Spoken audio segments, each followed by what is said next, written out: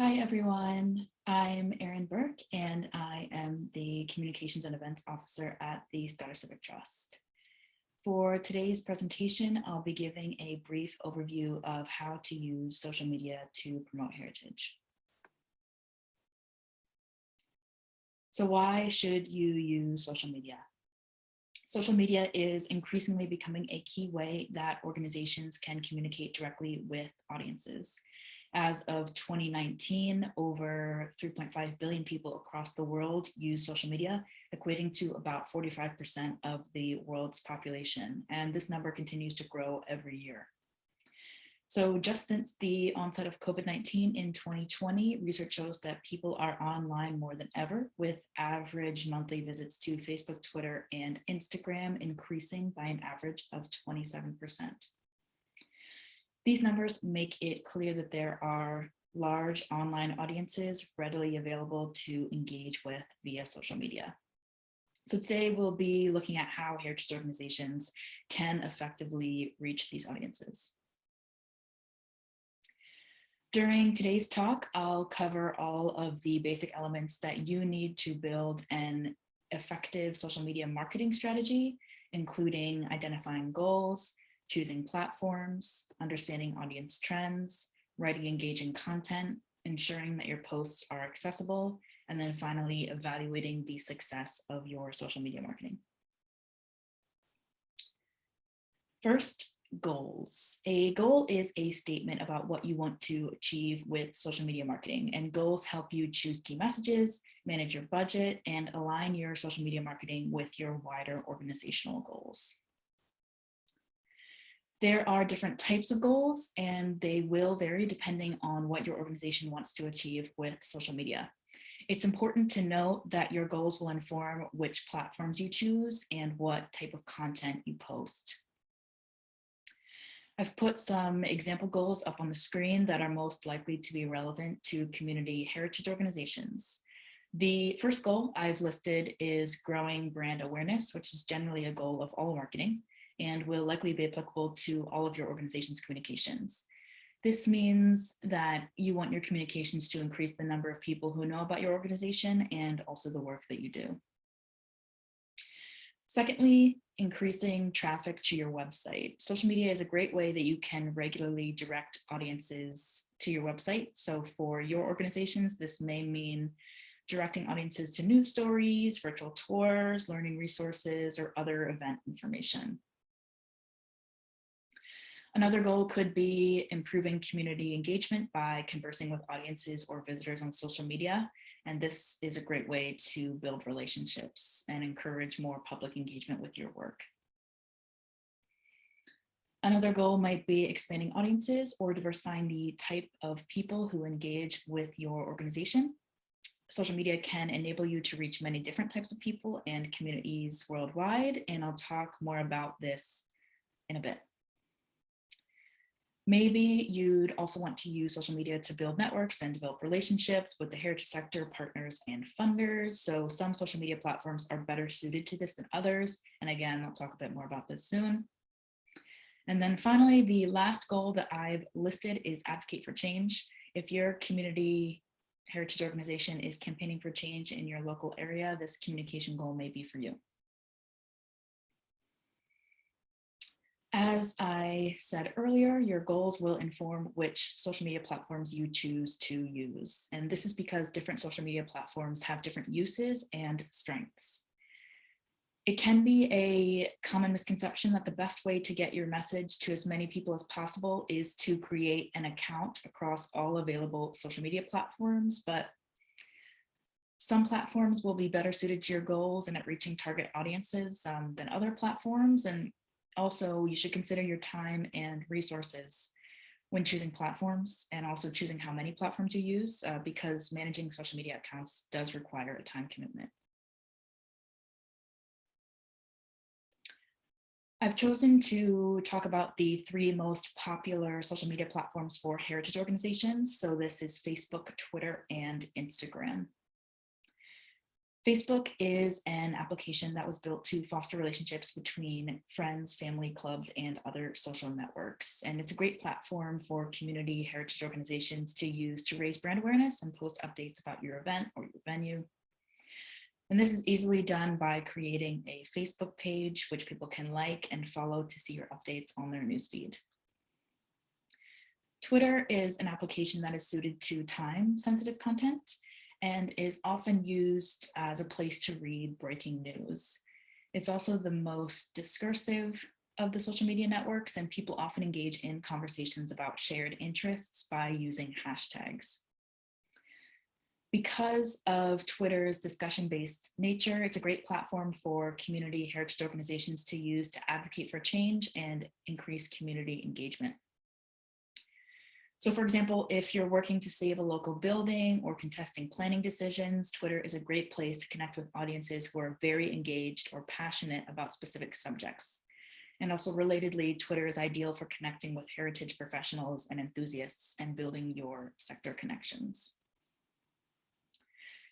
Instagram is an image-centric application that is best used for growing brand awareness. It's particularly good for community heritage organizations that have beautiful landscapes or buildings that they can share pictures of, or have interesting collections or archival items to share. In general, though, Instagram is less of a natural fit for heritage organizations than Facebook and Twitter.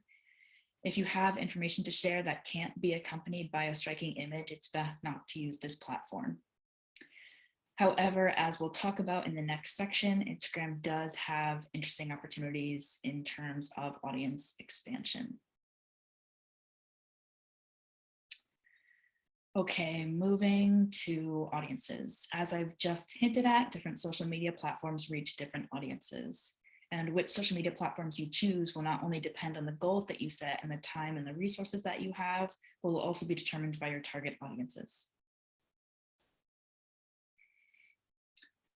While social media users are younger on average, some platforms reach younger audiences than others do. Facebook is the platform with the oldest average audience. So 70% of Facebook users are over 25. Moreover, younger users are increasingly leaving Facebook or in fact not signing up at all. However, Facebook does remain a good way to engage families with children, as their parents will most likely be on Facebook. On the opposite end of the spectrum is Instagram. So 70% of Instagram users are under 25. And then in the middle of the age range is Twitter, which is evenly split across age demographics from 18 to 49 years old. In terms of the gender breakdown of social media platforms, it's a fairly even split across the board, aside from Twitter, which does have a slight skew towards men. So there's no huge difference in platform if you're interested in targeting a specific gender identity. So whereas social media platforms collect information on users' ages and genders, data on other demographics like race and sexuality are not currently collected. However, research suggests that the invention of smartphones and increased access to the internet has resulted in the demographics of internet users aligning more closely with the composition of populations. This being said, those of different races and sexualities do tend to form segregated communities online due to the often segregated nature of interactions offline. So this means that people of color and queer people, for example, are more likely to seek out other people in their community to connect with. And indeed, one of the triumphs of social media is its capacity to host virtual networks for marginalized communities. You can tap into these networks by posting content that is either relevant to them or co-created with them. So for example, on the screen, you can see a tweet that we put out sharing a queer map of Edinburgh, which proved very popular with virtual queer communities. It should be noted, however, that there are still groups of people for whom digital poverty and lack of internet access remains a pervasive issue, such as refugees, people seeking asylum, and people experiencing poverty and homelessness. To reach these audiences, you'd need to consider alternative engagement methods. Fortunately, my colleague Jen will go into depth on this during her talk later this afternoon. So once you've chosen your goals, identified your audiences, and chosen your platforms, what should you post? In this section, I'll give you some ideas of the types of content you can post on social media. And so by content, we just mean everything you post and share, including videos, images, text, and links.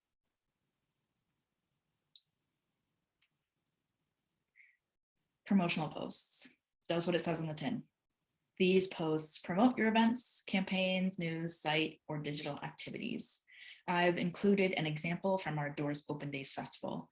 As you can see, I've started with the post with a hook. Who gets to speak in Scottish heritage is the public image of women in heritage tied to heavily worn tropes. This pulls the audience in and increases the chance that they'll click the link to learn more. You can also spice up your post by starting with a fun fact about the venue or the talk, activity, resource, place, or topic that you're promoting.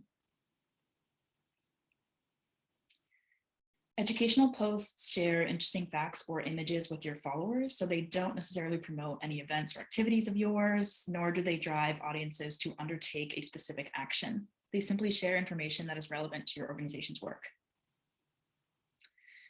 Educational posts are a good way to keep audiences engaged when you don't have upcoming events, and they also help to build relationships with audiences by sharing information about topics that they're interested in. So on the screen here, you can see an example I've included from a recent series that we ran on social media about Scottish building words. It says, tenement, noun, originally referred to land occupied under some form of tenure and then built on. Due to the need for space in large towns, these buildings were often subdivided into several flats or apartments, hence the word's current meaning. And then there's a photo of my favorite tenements in Glasgow. So that's just an example of information that you could share to engage interested audiences. Social media challenges invite audiences to partake in a specific action.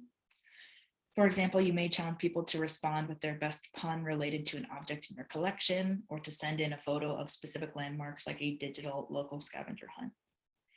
These posts generate the highest levels of engagement, but the action must be something fun for audiences that they'd enjoy doing and posting about.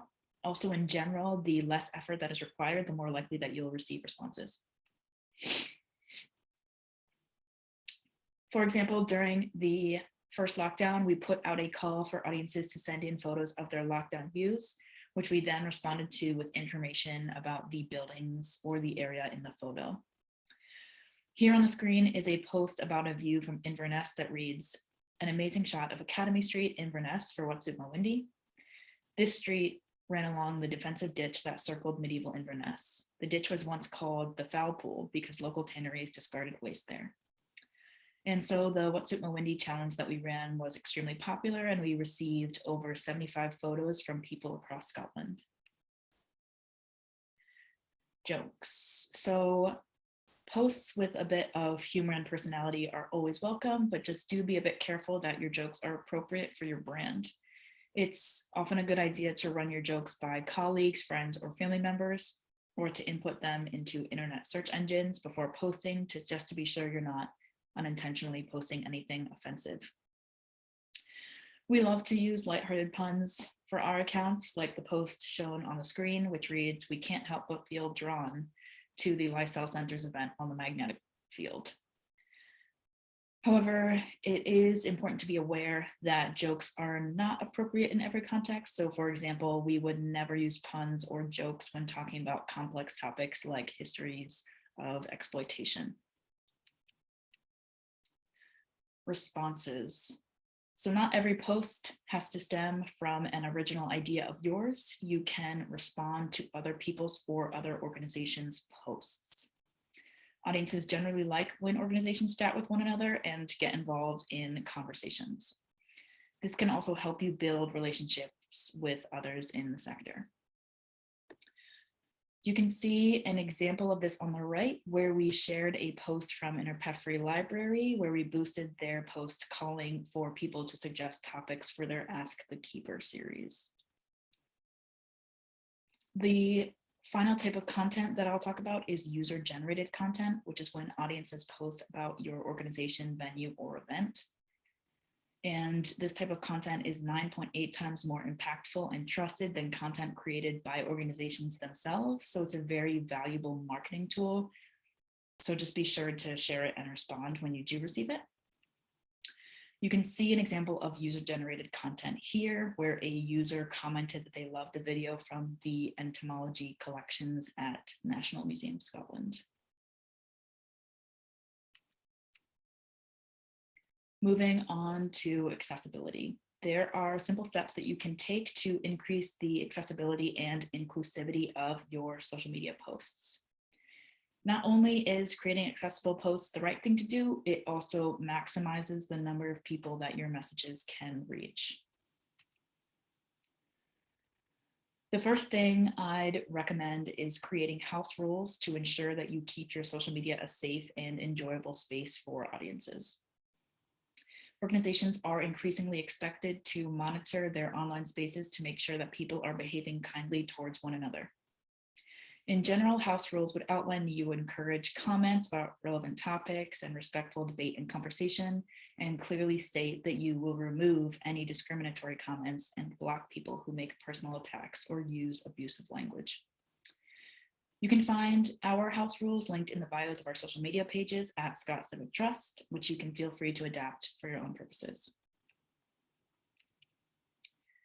There are also a few built-in functions that you can take advantage of to increase the accessibility of your content. So firstly, social media platforms will have an option in the post settings to input something called alt text or an image description, which is the written text that appears in place of an image if the image fails to load. Inputting alt text ensures that your posts are accessible to people who use screen readers. And then secondly, I'd recommend subtitling any videos that you share. And this can easily be done by hosting the video on YouTube and then using their automatic captioning services. Design. So including graphics as part of your social media posts is a great way to increase engagement. Research shows that audiences are more likely to read and click on posts with an image. You don't have to be a graphic designer to create graphics. The free service Canva comes with thousands of templates that you can use. When making graphics, there are a few basic principles of inclusive design to keep in mind. First, ensure high color contrast. This means that the color of your text should stand out from the background, and that text should ideally be on a plain rather than patterned background. Secondly, you want to use accessible fonts, so avoid any that are overly curly or difficult to read. Thirdly, to ensure that your text is large enough for people to read, use at least 12-point font at a minimum. And finally, if your graphics have just depictions of people in them, try to ensure that you represent a cross-section of Scotland's diverse population. People are more likely to engage with organizations and events that they can see themselves represented in. So for example, this graphic on the screen here we use for Doors Open Days, and it shows a range of different people exploring sites across Scotland. A final area to consider in making your posts more accessible is language. I'd recommend that you write simple sentences, which means sentences that are short and easy to understand. Address readers directly by using you or we, as this gives your organization a more approachable and friendly feel. Use gender neutral language. So if you're addressing a group, say hello everyone, rather than hello guys or hello ladies and gentlemen. This will ensure that you don't misgender or exclude anyone. You should also define or avoid sector-specific language. So in particular, try to avoid calling organizations by their acronyms and always try to give your reader as much context as possible and don't assume any type of prior knowledge. Finally, try to avoid words that dehumanize people or perpetuate stigma. I've put some examples on the right-hand side. As a rule, only talk about certain characteristics when they're relevant and put the emphasis on people's humanity. This means using characteristics as adjectives rather than nouns. So for example, you'd say gay people rather than the gaze.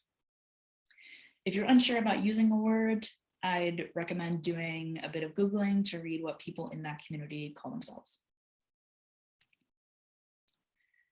For my final section, I'll touch on evaluation. Collecting and analyzing data can help you understand what is working with your social media and also what you still need to experiment with. And also which metrics you measure will be guided by your communications goals. So on the screen here, we see the example communications goals from the beginning of the presentation and what type of data to collect in order to determine whether that goal is being met. You'll see a range of quantitative or numerical data, like number of likes, follower growth, and post reach, which is how many people see your posts. If you have a social media account, these numbers will be provided to you by the platform. You'll also see qualitative or non-numeric data, like what types of comments your posts receive from audiences. And that's my whirlwind tour of how to use social media to promote heritage. Thank you for your time today, and I'm happy to take a few questions now before we move on to the next speaker.